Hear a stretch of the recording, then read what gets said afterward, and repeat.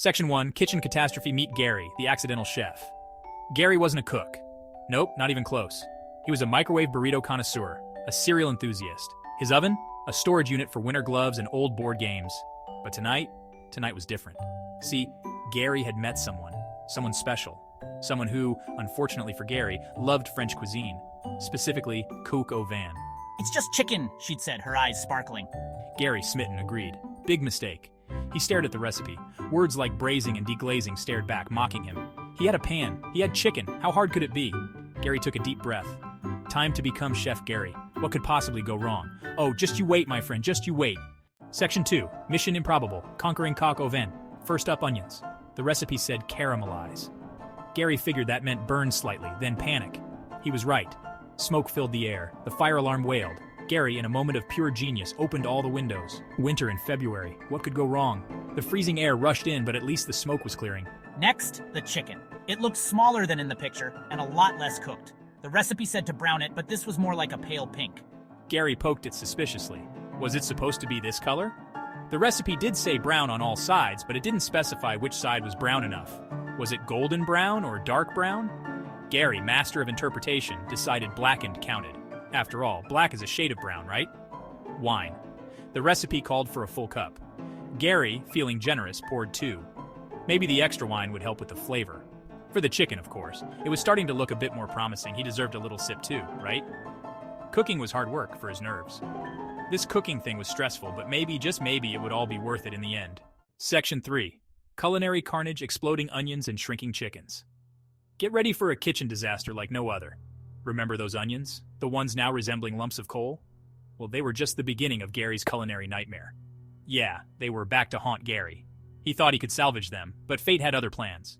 See, the recipe forgot to mention not to add cold wine to a pan of scorching hot oil and onion remnants. A crucial detail, wouldn't you say? The result? A volcanic eruption of onion-infused wine sauce. It was like a scene from a disaster movie, but in Gary's kitchen. Gary's ceiling would never be the same. The once pristine white now had a permanent reminder of his cooking escapade. The chicken, meanwhile, had other plans. It was supposed to be the star of the meal. Instead of becoming a culinary masterpiece, it was shrinking. Rapidly, almost as if it was trying to escape the chaos. It was like watching a time-lapse video of a glacier melting, except instead of ice, it was my hopes and dreams evaporating into thin air. The chicken was now a mere shadow of its former self. Gary surveyed the damage. His once organized kitchen was now a war zone. His kitchen looked like a food fight at a clown college. There was food splattered on every surface imaginable. He was covered in more sauces than a hot wing buffet. Each stain told a story of its own. And the smell? Let's just say it could knock a buzzard off a dung heap. It was a pungent reminder of the evening's culinary misadventures. Gary couldn't help but shake his head in disbelief. This was a night he wouldn't soon forget. With a deep sigh, he began the arduous task of cleaning up. It was going to be a long night. Just when all hope seemed lost, a savior arrived. The kitchen was in utter chaos, with pots and pans strewn everywhere, and the smell of burnt food lingering in the air. Enter Chef Sarah, the voice of reason. She was known in the neighborhood for her culinary skills and her ability to turn any disaster into a delicious meal. Gary, what on earth happened here? The kitchen looks like a tornado hit it. Sarah, Gary's neighbor, a woman who could actually cook, heard the commotion. She had been in the middle of preparing her own dinner when she decided to check on Gary. One look at Gary, and she knew. He was in way over his head. This was a culinary crime scene. Burnt food, spilled ingredients, and a very frazzled Gary. All right, let's see what we can salvage here. We might still be able to save some of this. Sarah, bless her soul, took pity on Gary. She knew he had tried his best, but cooking just wasn't his forte. She salvaged what she could, which wasn't much. Most of the food was beyond saving, but she managed to put together a decent salad. We'll order pizza.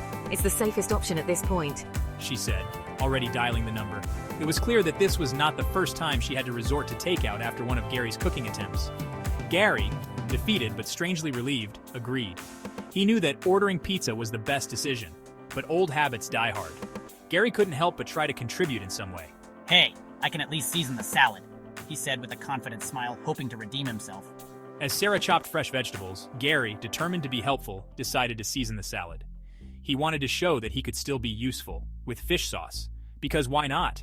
He thought it would add a unique flavor. Gary, no, not the fish sauce, Sarah exclaimed, realizing the potential disaster. Sarah sighed. She knew Gary meant well, but his culinary instincts were always off. This was going to be a long night. But with Sarah's help, they might just make it through. The pizza arrived. Sarah had managed to salvage some semblance of a meal from the wreckage. And Gary? Well, he'd learned a valuable lesson. Several, actually. Lesson 1. Never trust a recipe that uses the word simple. Lesson 2. Fire extinguishers are your friends. Lesson 3. When in doubt, order pizza. As for the coq au vin, let's just say it was an experience. An experience that involved a lot of laughter, a few tears, mostly from the onions, and a newfound appreciation for takeout. Enjoy your meal, folks. Gary, Sarah, and the pizza delivery person gathered around the table laughing hysterically at the state of the kitchen and the coq au vin. So what did you learn tonight? Sarah asked between bites of pizza. Gary, grinning sheepishly, thought for a moment. I learned that love might be blind, but it sure can smell a burnt dinner from a mile away.